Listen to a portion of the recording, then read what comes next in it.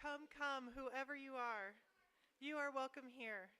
No matter your age, your size, the color of your eyes, your hair, your skin, you are welcome here. No matter your gender, whom you love, how you speak, whatever your abilities, you are welcome here. You are welcome here whether you come with laughter in your heart or tears. You are welcome here. No matter what you've experienced in the past, no matter what awaits you in the future, you are welcome here. Whether you believe in God all of the time, some of the time, or none of the time, you are welcome here. This is a community of open minds, loving hearts, and willing hands. You are welcome here at South Valley Unitarian Universalist Society. And good morning. Wonderful. I'm Brenda. I'm a longtime member here. I'm on the board as secretary, and I welcome all of us here this morning, new people, old people, people who've been here a while, like me. I'm an old one. And we are glad that we're all here, and we also have people online, thanks to some of our worship team, Maureen Davies. Richard Coleman is doing the sound. We have Rick and John that we just heard. Another round of applause. We have Rob Carlson, who is the religious education director. We have, of course, our minister, Reverend Lora. And is that everybody today? I think there's more. Kathleen Luck is helping with the board greeting. That might be everybody. It takes a village to make a worship service. And we are thankful. And of course, all of us. It takes all of us to be here together. There's a lot happening at South Valley. We are finally getting a chance to come together as we are today, and also to party, which we haven't in so long. And so we have a fantastic auction the second Saturday of November. It's a party, it's a fundraiser, it's a way that we support our mission, and it's really a wonderful time. There's a band, there's a live band, there's often some dancing. So if you want to know more, Kristen May might be here. Do I see her? She's right there in the back. And she will be in the foyer and downstairs. You can ask her more about it. And then we're very, very honored and excited to have next Saturday the formal installation of Reverend Lora here at South Valley. And it will be a grand, beautiful service and also a party after. So it's 4 o'clock here Saturday, this Saturday. So please do come to that. It's an amazing, I've been to just one or two of these. It doesn't happen very often, and it's a really beautiful time to covenant and be together with one another and our minister. And then we had to put it off because of you know what, so it's exciting that we're doing it. Let's take a moment to just fully arrive, say hello to one another, greet, say good morning. Just take a moment to do that.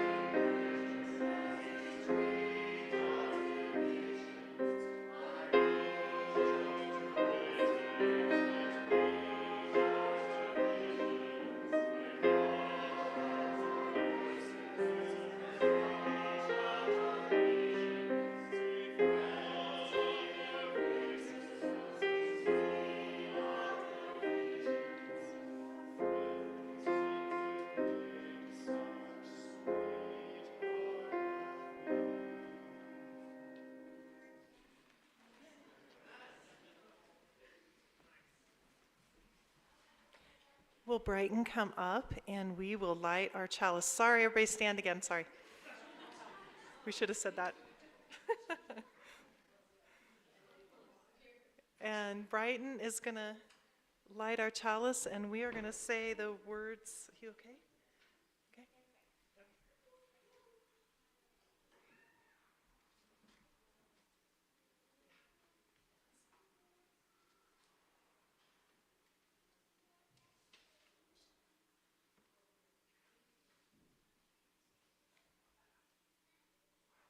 Okay. And we're going to say our words and do our actions. Here we go.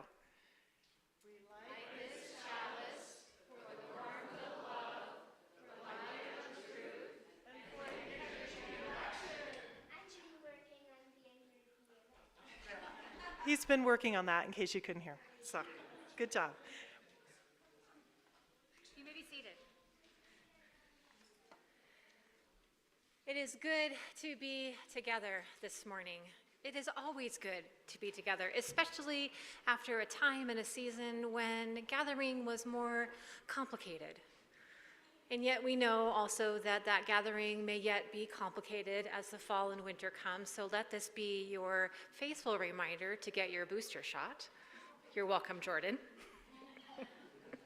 I am the Reverend Lora Young, and my pronouns are she and her, and I am so happy to see each of you this morning, both new and familiar faces, all gathered here together. As we gather this morning, let us be mindful. Let us be mindful that this land that we gather on is the ancestral and current homelands of the Shoshone, Paiute, Goshute, and Ute tribes. And that as Unitarian Universalists, it is our call to walk mindfully with the peoples of this land, to seek justice and to re-enfranchise them as we seek healing for the whole of the planet. Let us do that with a spirit that is open, a heart that is ready, and hands that are willing to do the good work as a faithful people. And as we walk further into our worship this morning, I'd like to take a special opportunity to honor and commission our newly formed anti-racism task force. So would the members of the task force who are present with us this morning, please join me down here at the front of the altar. Brenda Voisard and Sophia Haas-Tingy, members of our board, are the board liaisons.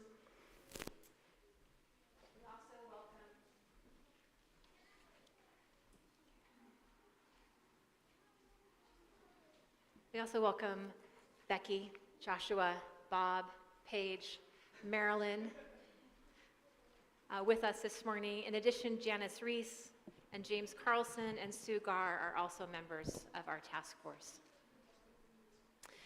South Valley has committed itself to undertaking the complex work of becoming an anti-racist congregation in spirit and in practice. To support this work today, we will commission you as our task force.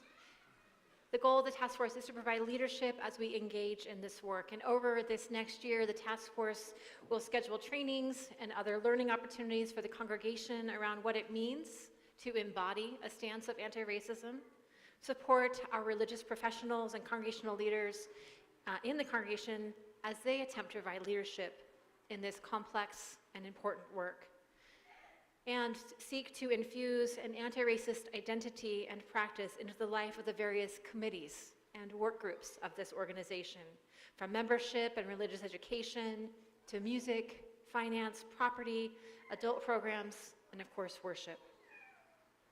And we will also be exploring the adoption of the eighth principle, which asks us to journey towards wholeness as a community. Finally, at the end of this year, the task force will lay the groundwork for a transformation team that will carry this work ongoing. So remember, a task force is a time-limited commitment. But the work goes on. Will you, as members of the Anti-Racism Task Force, accept this charge with love as your guide to build the beloved community alongside all those who call this place their spiritual home?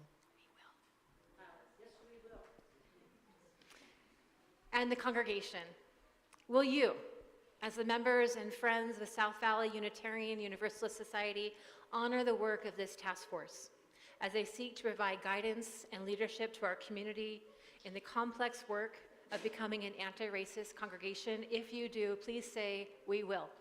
We will. Say that again. I heard that really strongly on that side. We will. With these covenants, we commission and bless you in this work. May the spirit of loving kindness guide you towards clear and thoughtful insight. May courage be a familiar and friendly companion, and may you bring forth the best in all of us and this journey towards wholeness through your prophetic leadership. Thank you.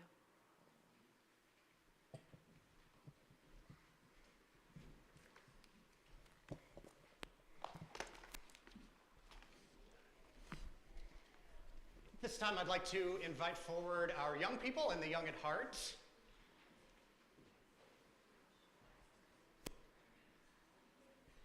Morning, Isaac.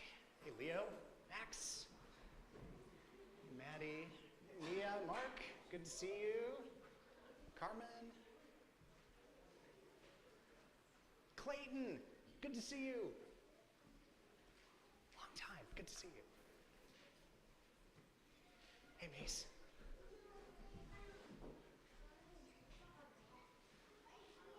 Hi, Celia. Oh, I'm so glad you all are here this morning. This month, oh, hello. Come on in here. Let's move forward just a little bit, friends, so we can bring everyone in. Hey, Caitlin.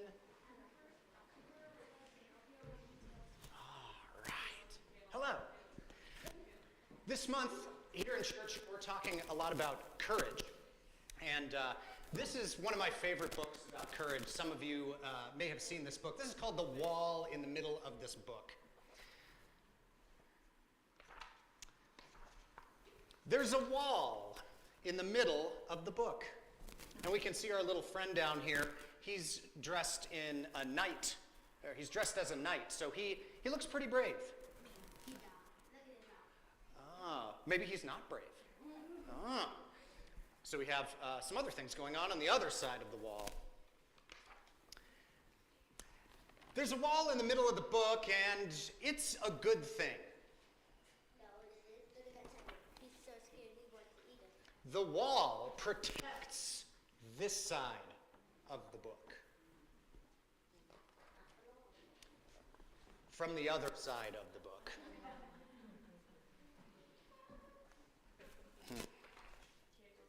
This side of the book that I'm on is safe.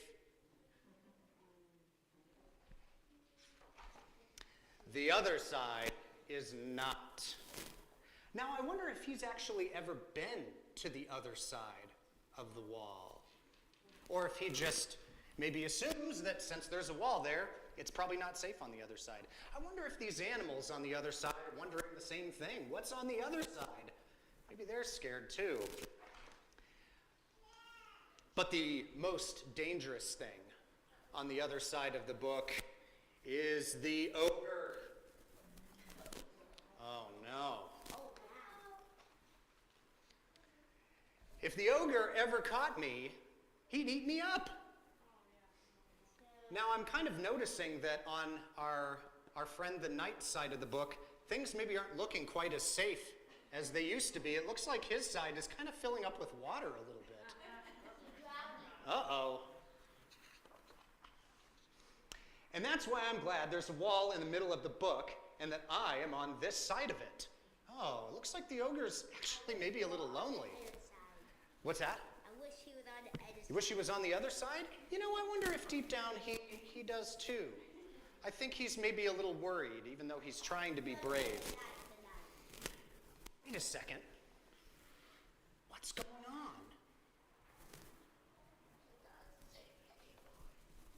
Looks like the ogre's wondering what's going on the other side. Oh no! This isn't supposed to happen on this side of the wall. Filling up with water and maybe some dangerous looking fish.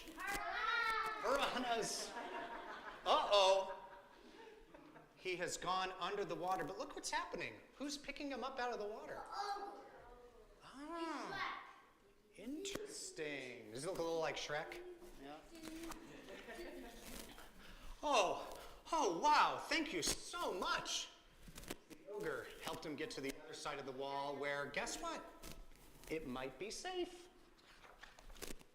Oh no! I'm on the other side of the wall. I'm on the other side of the book. Oh no! Yeah, I think it is going to be good. But wait a minute. You're the ogre that's going to eat me up.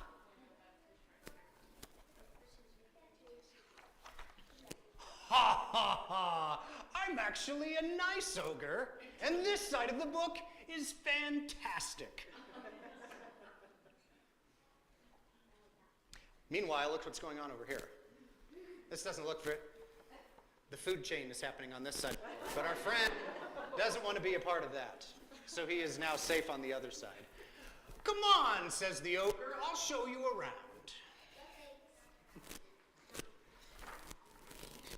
He's thinking, maybe he's a little worried still, even though the ogre seems kind of nice.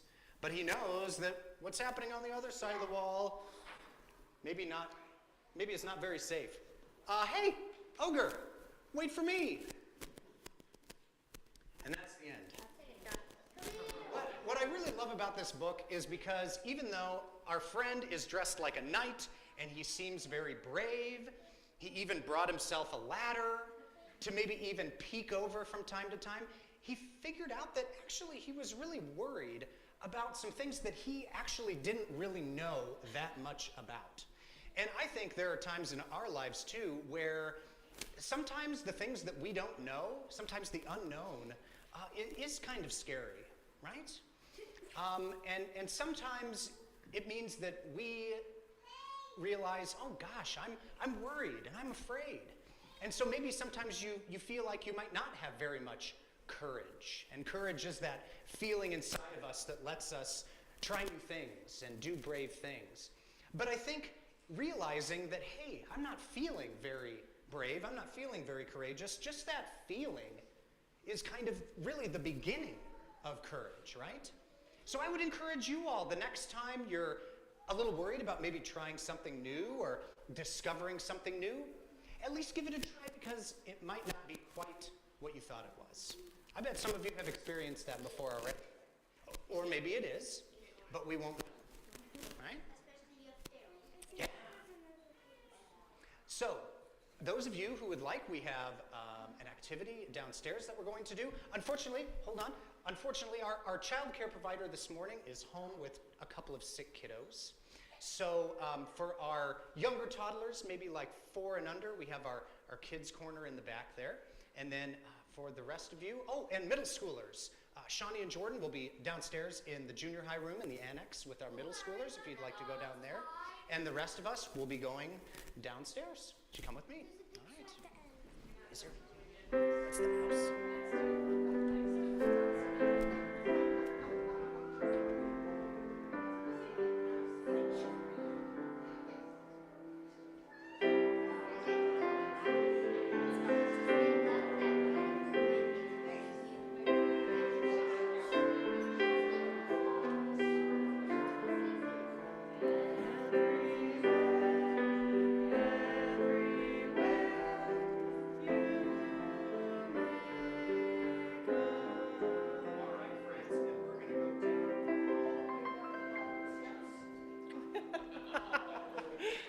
I love that little la-la at the end.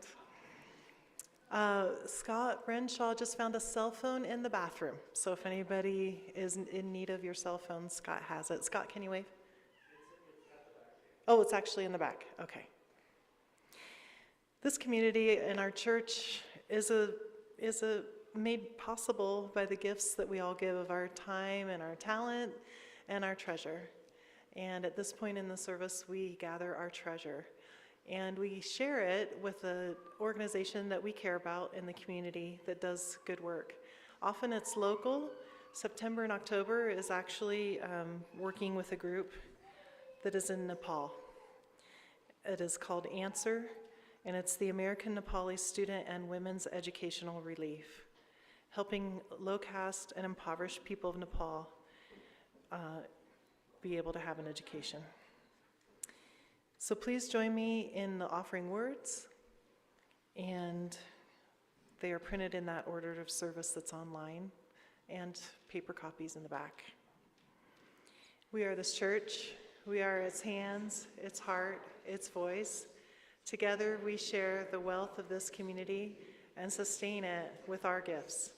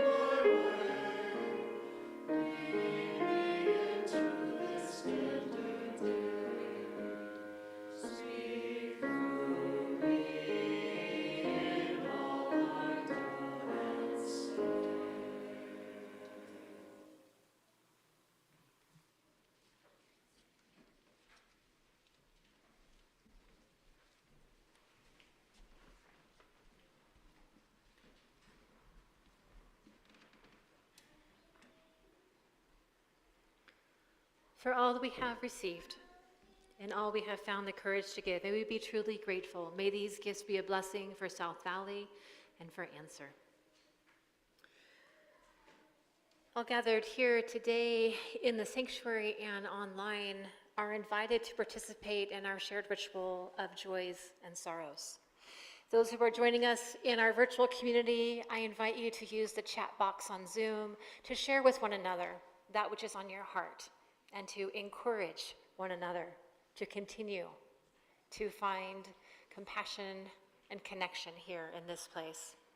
For those of us gathered here in the sanctuary, you are invited to come forward and to select a stone and drop it in our water.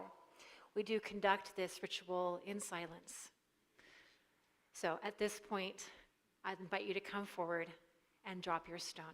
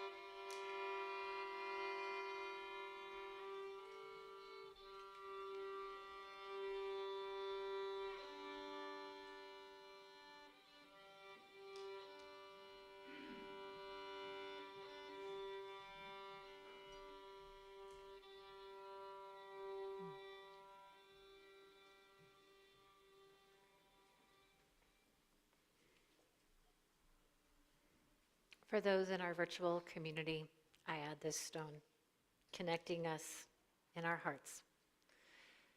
And for that which remains unspoken, but still deeply held in this community, may you know yourselves to be seen, heard, known, and blessed in this day.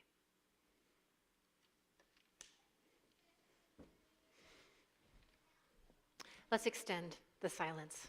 We've been practicing of late our skills for meditation. So this morning, we will practice 3 minutes. I know it's a big jump. We've gone up to 2. Now we're going to jump to 3. I promise we're only going to 4 in a few weeks, and then that's the max.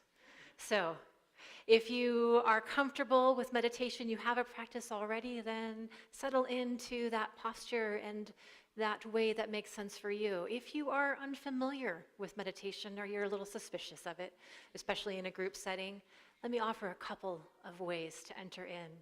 A traditional way is to close your eyes and to focus on your breath. An alternate way is to leave your eyes open. No one said you had to close your eyes. So if you're somebody who, for you, closing your eyes is not comfortable, leave them open. But pick something perhaps in the middle gaze to focus your gaze on. Or perhaps just focus on your hand. And instead of your breath, just open and close your hand. Let us begin.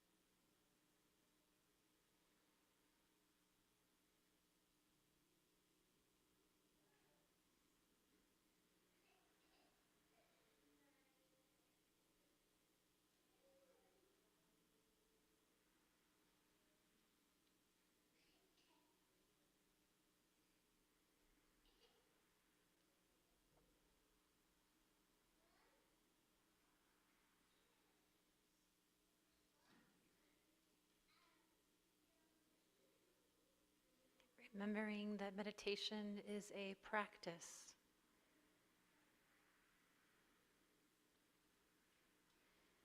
The job of the mind is to think. So you're not doing it wrong if you're thinking.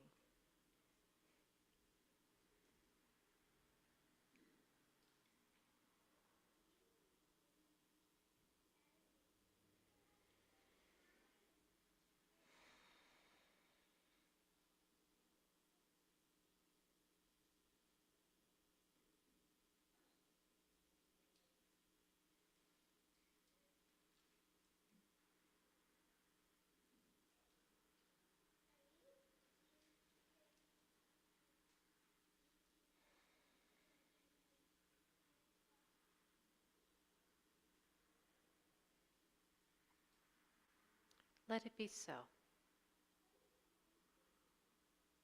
Amen.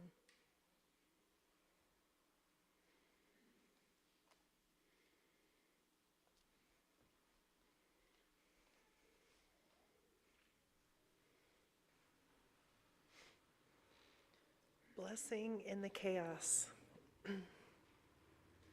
To all that is chaotic in you, let there come silence.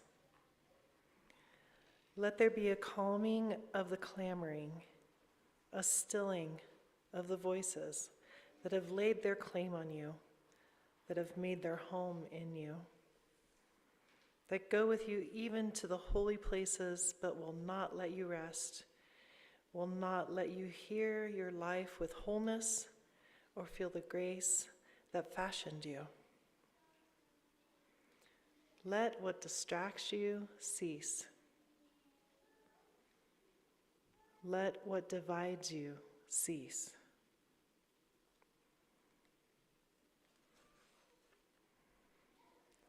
Let there come an end to what diminishes and demeans, and let depart all that keeps you in its cage. Let there be an opening into the quiet that lies beneath the chaos, where you find the peace you did not think possible and see what shimmers within the storm.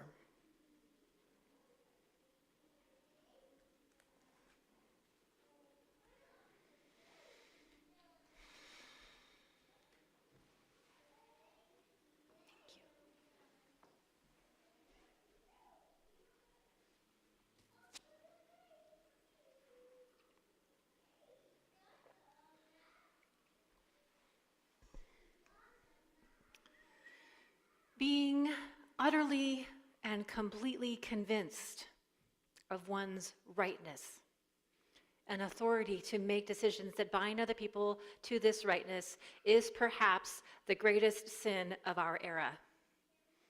My girlfriend dared me to sit down after that opening line and say no more. But I resisted. Being utterly and completely convinced in one's rightness and authority to make decisions that bind other people to this rightness is perhaps the greatest sin of our era. On June 24th of this year, Chief Justice Roberts noted this phenomenon when he chastised his colleagues on both sides of the decision that ended protection for abortion care in the United States. Quote, "Both the court's opinion and the dissent display a relentless freedom from doubt on the legal issue that I cannot share." He found their self-confidence to be unwarranted, to say the least. The relentless freedom of doubt, from doubt. The relentless freedom from doubt. This phrase captured my imagination when I heard it. And as I thought about it, I realized that this is a conundrum that we have been dealing with for a very long time as human beings. The relentless freedom of doubt can also be known as hubris, arrogance, conceit, and pridefulness. And it's been getting us individually and collectively into some trouble for, I'd say, a fair millennia or four. And the pending transfer of Twitter to the hands of Elon Musk sometime this month, a self-proclaimed free speech advocate, is unlikely to calm the waters and lead us collectively back to balanced and thoughtful dialogue as a nation. You could call our current predicament as a dearth of curiosity, a place in which our positions, political, moral, and personal, are increasingly defended and at times weakly supported. This was evident in the majority decision from the court in Roe v. Wade, and it was echoed in the liberal response as well. The elimination of abortion care has far-reaching impacts, regardless of one's ability to become pregnant or not. So our response to this, on the liberal side, cannot be to relentlessly pursue freedom from doubt. It must be something different, something more. We must make room for dialogue, and that means allowing there to be perhaps a spoonful of doubt in our proclamations about the path forward. To allow our perspectives to inform our decisions, but to temper those perspectives with a little bit of humility. If we do so, that healthy sense of doubt will foster greater progress forward than our current debacle might suggest. The question is, what is a healthy sense of doubt? Now, as Unitarian Universalists, we're well equipped in the idea of doubt. In fact, this community is in some ways founded on the heretics of many centuries past. So it's not surprising that doubt would be something we talk about. However, as progressive liberals, sometimes we go a little far in convincing ourselves that doubt is the only thing that matters. Parker Palmer, a teacher and educator who has written extensively on the heart of democracy, offers that the ability to navigate with a healthy sense of doubt through a polarized society with a calm and focused attention to compassion and empathy is the work of our time. And it is essential to the preservation and renewal of democracy in this nation. He suggests that our human journey is made more meaningful and effective when we move through the world aware of what he calls the tragic gap. The reality that the world has never been and will always be imperfect. The reality that the world has never been perfect and will always be imperfect.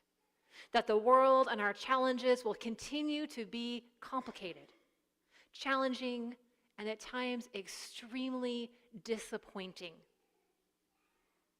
and that we already know what compassion, connection, joy, and arrival to a better and more beautiful humanity looks like. That we have already seen that applying our intellect, our collaboration, and our compassion to real-world problems can and does have an impact. As a community, we are deeply aware of youth homelessness in this community. And we know that much of that homelessness is a direct result of LGBTQ youth being kicked out of their homes. We know this. We know the imperfection and the brokenness of this community. And we do not let that reality stop us from action. Instead, a decade or more ago, we acknowledged the situation and decided to act. We partnered with Volunteers of America, and now we provide meals several times a month at the Homeless Youth Resource Center. We saw the world as it is and decided to act in accordance. We know that these meals do not solve the problem of youth being pushed out of their homes, but we trust that showing up and being present and offering a kind word and a hot meal can make a world of difference to these young people. We trust that we can indeed save lives. And thus we move through that tragic gap with grace and in solidarity with one another. Parker Palmer calls us to recognize that this tragic gap, imagine it's like a canyon, right? And there's a path that goes through it, and that path is the path of wisdom and discovery. But on either side of the canyon walls, which are steep and which seem impossible to bridge, literally with a bridge, there are two aspects of our human ego that get us in trouble. On the one side is corrosive cynicism. That belief that no matter what you do, it's not going to make a difference. Why even vote? And on the other side, idealistic, irrelevant idealism. That idea that if it's not perfect, you might as well not try at all. Both are actually the same when it comes down to it, but they appear very different. On the one side, people become frustrated, angry, and non-participating because they are so cynical they can't bear to participate. And on the other side, they are so disillusioned and burned out from being in the trenches, they drop out. Both are very ineffective ways of dealing with the complex real-world problems that we have in our midst. The key, Parker Palmer says, is to know which one you're more inclined towards in which time of your life, and to step away from that, get your feet on the ground, see the world as it is, and move on from there. See the world as it is, imagine something better, and act accordingly. This takes practice. It requires spiritual skillfulness. This does not mean you have to start meditating, though you should. It does mean that you should slow down when you find yourself caught up in ranting and raving and get a little curious about your state of mind. Navigating the tragic gap is something that we have been trying to teach ourselves to do for many millennia. Our brother Jesus, I know some of you just stopped listening, try listening. Our brother Jesus gave us the parable of the Prodigal Son. And that is a wonderful parable for understanding what happens when we stick ourselves inside of a story, inside of a perspective, and can't get out. It appears in the Gospel of Luke, and it is a thoroughly beautiful story. I'll read an excerpt of it for you. And this is from the New Revised Standard Version of the Christian Testament for those who are interested in that geek side of my life. It provides the most contextual and linguistically accurate reading of these ancient texts and allows us to preserve a multiplicity of meanings. Sidebar. Chapter and verse in the Luke Gospel. Then Jesus said, there was a man who had 2 sons, and the younger of them said to his father, Father, give me my share of the property that will belong to me. So he divided the property between them. A few days later, the younger son gathered all he had and traveled to a distant country where he squandered his property in dissolute living. I really want to know what dissolute living looked like in the first century. Eventually, the younger son realizes that this is not a great path. He comes to his senses and returns to his father's home and asks for forgiveness, hoping at least that he can be hired on as a farmhand on his father's property. Instead, his father not only forgives him, but he throws a giant party to celebrate his return. And the parable continues. Verse 25. Now the elder son was in the field, and when he came and approached the house, he heard music and dancing. He called to one of the slaves and asked what was going on, and he replied, your brother has come, and your father has killed the fatted calf, a big deal apparently in the first century, because he has got him back safe and sound. Then he became angry and refused to go in. His father came out and began to plead with him, but he answered his father, listen, for all these years, I've been working like a slave for you, and I have never disobeyed your command, yet you have never given me so much as a young goat, also apparently a big thing, so that I might celebrate with my friends. But when this son of yours came back, who has devoured your property with prostitutes, dissolute living, you killed the fatted calf for him. Then the father said to him, son, you're always with me, and all that is mine is yours. But we had to celebrate and rejoice because this brother of yours was dead and has come to life. He was lost and has been found. And then the parable just ends. That's it. That's all it wrote. We don't ever learn what the son said next. And we never learn whether or not those 2 siblings ever reconciled. Did they reconcile or did they become further estranged? And to me, that is the most curious part of this parable, the part beyond the ending. Because parables are designed to raise questions and reveal potential biases without resolving them. So, if the story resolves the tension between the father and the younger son, then the point of the parable cannot be that. It must be something else. In 2012, there was an episode of The Daily Show with Jon Stewart that involved correspondents interviewing attendees at the Democratic National Convention. They asked the delegates to describe what it means to be a member of the Democratic Party. The interviews all went something like this. We are the big tent party. We are the party of inclusion. Everyone is welcome. We have just about everybody here. Latinos, Hispanics, Blacks, the LGBT community, women, queer folk. Is there anyone who isn't welcome? Asked the correspondents. And without blinking an eye, the interviewees went on to explain who just wasn't welcome.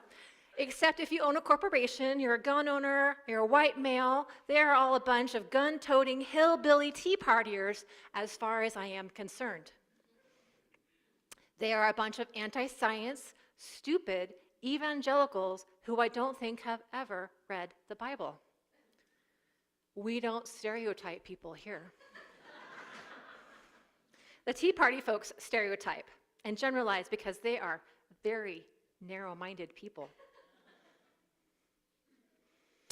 The context of that particular episode of The Daily Show was the presidential election of 2012, the election cycle in which America was introduced to the red and blue map. Remember that? There was a time before the red and blue map. The context for the parable of the prodigal son is this. Now all the tax collectors and sinners were coming near to listen to him. And the Pharisees and the scribes were grumbling and saying, "This fellow welcomes sinners and eats with them." There Jesus was, sitting with the queer folk. In his day, they were called sinners and tax collectors, and a crowd of onlookers. In his day, Pharisees and scribes. In our day, perhaps news correspondents from MSNBC and Fox. They come near and they start opinionating on the collection of folks gathered around Brother Jesus and start commenting on the content of Jesus' teaching. So, like most wisdom teachers, he adds a little bit to the end of the story. The part about the older son, trusting that the queer folk will understand which part of the story is for them and which is for Fox and MSNBC correspondents. He was, Brother Jesus, a rather wily trickster. So here's my question. When you listen to the story of the two sons and the story from The Daily Show, those two parables, where were you in the story? Where were you in the story? And how sure are you that the perspective that you automatically adhered to was the one that you needed to hear? How sure are you about who you are in the parable of the prodigal son? How sure are you about your political convictions? And is there something perhaps to be gained from each of these parables about how to navigate the tragic gap that we find ourselves in today? However you find yourself in those parables, I offer you this again. Parables are written to invite reflection and make space for new ideas and new perspectives to take root. And reflection takes an open mind, something that we say every Sunday when we light our chalice. It's very curious to me that the root word for heart in Latin is this, cur, the same root word from which we gain the word curiosity, and the same root word from which we gain the word courage. Courage, curiosity, and the heart. Sorry, it's not a C word in English for the word heart, but you get the point. And I wonder, is this a clue to us about how to move beyond the edges of these two parables and begin to ask the question of who we might yet become and who we are called to be here in 2022 in the wake of the overturn of Roe v. Wade? Some of us need to hear that we are welcome at the table, no matter how many mistakes we have made. And others of us need to be caught up by the abrupt ending of those parables in order to move deeper. And frankly, most of us are a little bit of both. Brother Jesus, like other wisdom teachers, knows our limitations well. Tell us something directly, and we will reject it out of hand. We're really good at that as Unitarian Universalists. We don't like to be told what to do. Leave it open-ended, and more likely, we will turn it over with curiosity. So, what happens? What might happen if we, as a faith community, guarded against this hardness of heart that would be corrosive cynicism or irrelevant idealism, and instead rooted our work in the center of that tragic gap? Collaborated, connected, compassionate companions with each other. That was 4 C's. That was good. What might happen if we were to commit ourselves to walking that path, to catching ourselves hovering over the share button on Facebook and going, does this actually promote us walking down the path, or does it further harden the walls of the canyon? All of us are called to be present, because in our tradition we recognize that salvation is not something that is far away or happens after we are past. It happens now, here and now, and that we are called together to use our minds, our hearts, and our hands to create the world that we know can be from the world as it currently is. A few weeks ago I said, whatever is in the way of the work is the work. And whatever it is that we are called to do, even if we don't like it, certainly most of us in this room, perhaps all of us in this room, are very displeased at the situation we find ourselves in the reduction and elimination of abortion care. The question is not, how did we get here? What are we going to do? It's, what is present here? What has happened has happened. The gift of being in community with each other is that we can collaborate and cooperate with each other to move forward, to be responsive, not reactive. Responsive, not reactive. Doing this is going to take deep and sustained courage. So that's why we're in community, because guess what? We can encourage one another. Courage is not something that is just given out.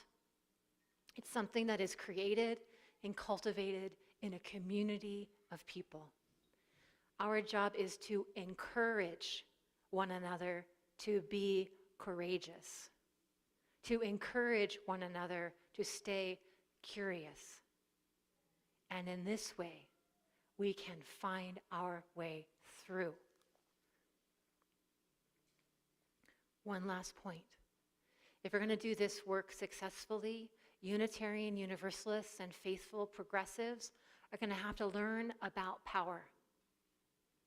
For a long time, the liberal progressive side of the equation has eschewed power.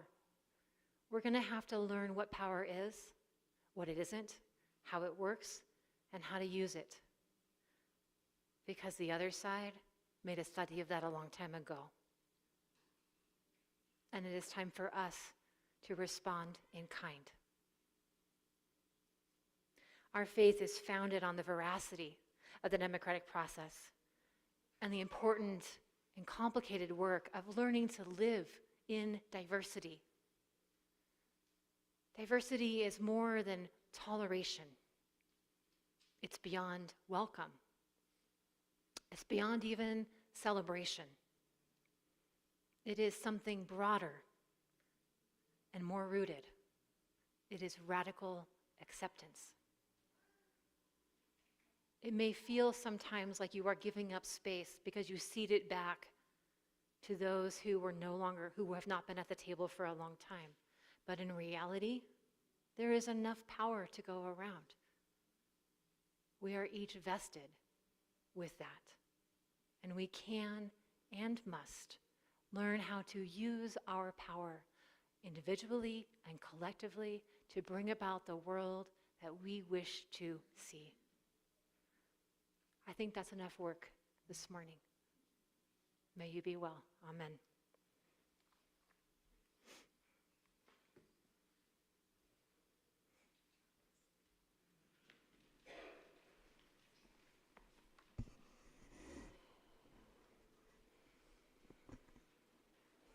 I just heard a lot of wisdom right there. Maybe we can have a moment, huh? Thank you, Reverend Lora.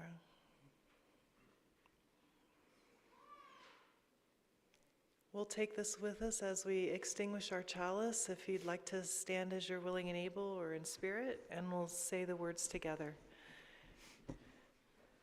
We extinguish this chalice, but not the light warmth of love, the the light of truth, or the energy of action. action. We hold each other in our hearts until we meet again. If you'd like to stay standing, we'll sing a new song, 297, the great hymnal, 297.